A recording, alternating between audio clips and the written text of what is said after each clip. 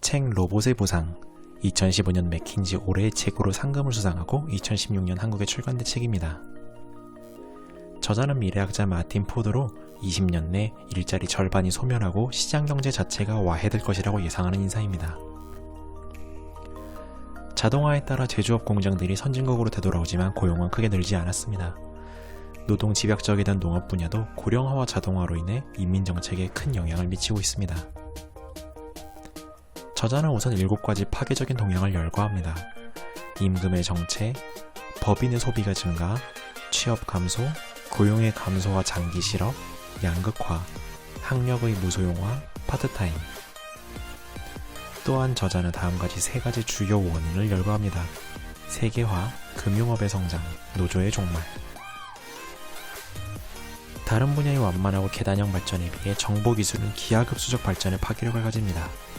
IT 기업이 세계가 쌓아온 부를 독과점하게 되고 고숙련 일자리도 위협을 시작합니다. 저자는 화이트 칼라를 위협하는 IT 기술들을 열거합니다. 정보들의 관계를 파악하고 자연어도 인식하고 스스로 학습하는 알고리즘 등이 그것입니다. 글쓰기의 자동화는 언론인과 번역가를 크게 줄일 테고 의사결정과 생산성의 자동화는 임직원과 회사 조직 구조를 크게 바꿀 것이라 합니다. 정보기술에 의해 지식 서비스업 일자리마저 궤도국으로 아웃소싱이 가능해졌습니다. 저자는 이를 자유무역이 아닌 가상이민으로 보아 제한해야 한다는 시각을 제공합니다. 여태 자동화에 취약해진 일자리는 재교육 훈련을 주는 방식으로 대처해왔지만 이제 대졸자도 40%가 잉여가 되고 이공계 졸업자 30%도 일자리가 없는 지금은 맞지가 않습니다. 교육 분야입니다. 점점 강의와 문제 출제, 채점과 표절 검사는 무료화되지만 학위 장사가 점차 본질화되고 있습니다.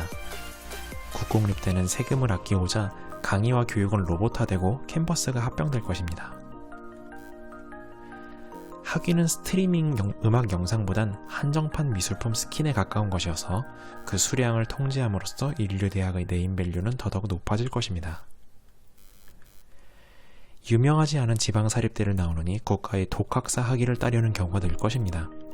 미국의 경우 이미 MOOC를 틀어주는 독학사 학원이 시작되었습니다. 세계적인 저출산, 학위의 무용화, 독학사 미만 네임밸류의 사립대의 괴멸에 따라 대학과 교직원 절반가량의 대량 실직은 피할 길이 없습니다. 다음으로는 의료 분야입니다. 왓슨을 비롯한 인공지능 진단의 조언, 약국의 자동 조제, 병원의 배송 로봇, 고령화 시대의 노인 도우미 로봇, 스마트폰 워치의 생체 정보 질환 관리.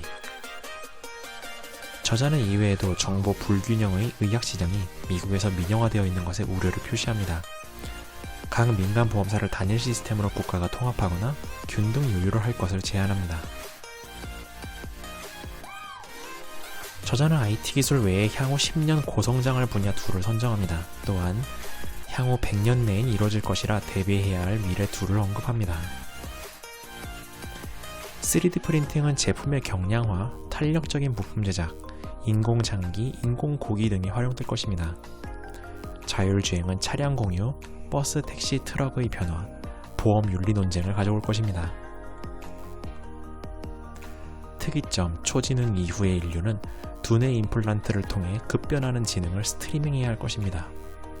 나노기술은 자원과 공간의 부족, 쓰레기 재활용 문제 등을 일시에 해소할 것입니다. 저자는 경제 문제에 많이 관심을 가졌습니다. 경제는 생산과 소비로 이루어지며 법인이 5할, 개인이 5할을 소비합니다. 개인 중에는 상위 5%가 전체의 40%를 소비하여 경제 성장을 리드해왔습니다. 부자가 차를 1000대 사진 않으므로 국가는 소비를 늘리기 위해서 부를 재분배합니다. 하지만 자동화로 인해 21세기 15년간 물가가 3배 될 동안 평균 소득은 제자리였습니다. 이번 4차 산업혁명에 의해 소비를 주도하던 상위 5%마저 일자리를 잃을 지경입니다. 시등국의 생필품 토건 소비력과 근로인구 고령화로 인해 이런 대체 소비도 한계에 다다랐습니다.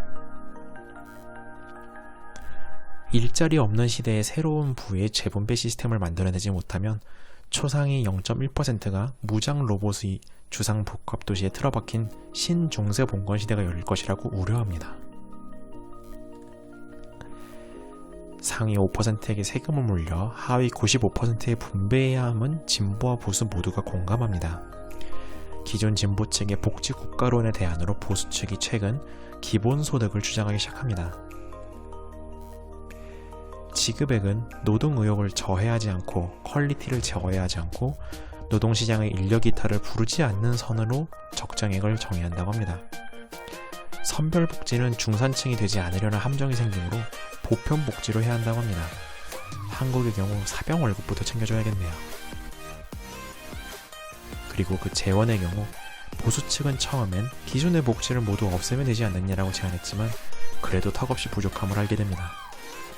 환경세의 신설, 그리고 국부펀드, 예컨대 온 국민을 코스피 인덱스 펀드의 주주로 만드는 것 등이 논의됩니다.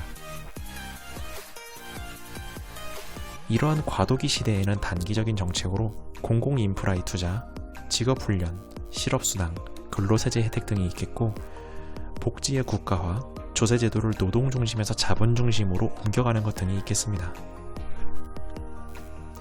이러한 부의 재분배는 생존의 안전망이 되므로 과감한 새로운 도전들을 낳을 것이라고 기대합니다. 세계에서 고문과 연좌제가 금지되자 민주화와 정치 발전이 탄생했단 말이죠. 요약 페이지입니다. 자동화로 인해 전문직 일자리마저 위협받는 시대에 국가 간 아웃소싱도 무역이 아닌 이민만큼 제한될 것을 저자는 예측합니다. 향후 10년간 기술적으로는 3D 프린터와 자율주행이 유행할 것이고 사회적으로는 부를 재분배하는 방식에 대한 논의가 심화될 것을 예측합니다. 이상 책 요약을 마치겠습니다. 감사합니다.